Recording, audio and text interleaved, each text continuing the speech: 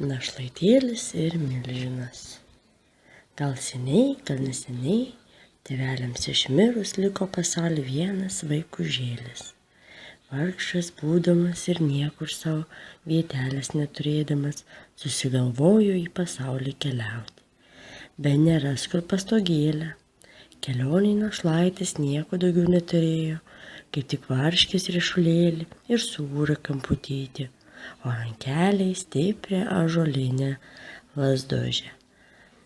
Bekeliaudamas rado nuvargusi paukštužėlį, ant žemės gulinti kaip negyvą. Atšildyti norėdamas įsikišo jį užantin ir eina. Priėjęs kalnužėlį, užlipo ant jo apsidairyti. Ten sutiko baisų milžiną, jį užmušti pasikėsinusi. Našlaitėlis savo lazduže į kojos pirštą milžinui bakstelėjo ir tas ant vienos kojos šokinėti pradėjo, nesavu balsu šaukdamas. Na, sako našlaitėlis, pasidrąsinęs, ko tai baisiai rėkauji, juk dar vos pridėjau savo lazdutytę.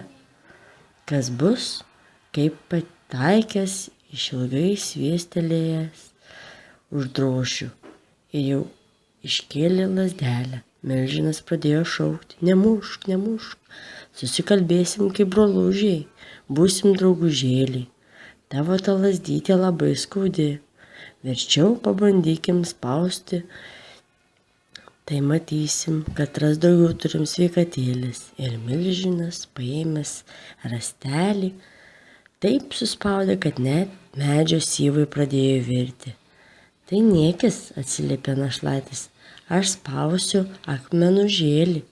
Ir pagriebė savo varškės ryšulėlį, taip suspaudė, kad skystimas čiurkšlėmis bėgti pradėjo. Tai stiprumėlis, sako milžinas, o dabar pažiūrėsim, kad ras toliau numesim.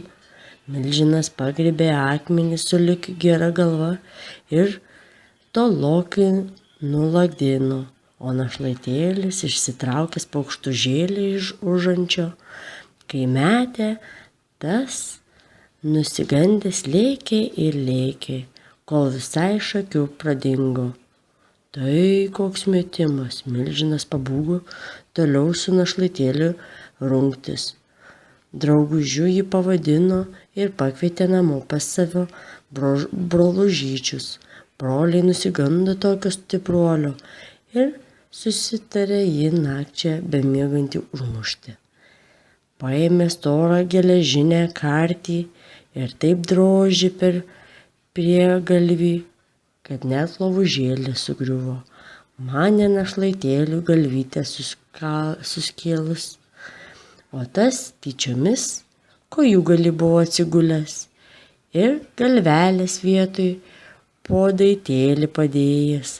Kai lovytė suiro, jis pašokęs suriko, kas čia mano lovužytę užgavo, kur tik mano lazdelė. Milžinai pabūgo, pro duris išbildėjo, našlaičiui vieną namą paliko ir paskui toli jo lenkėsi.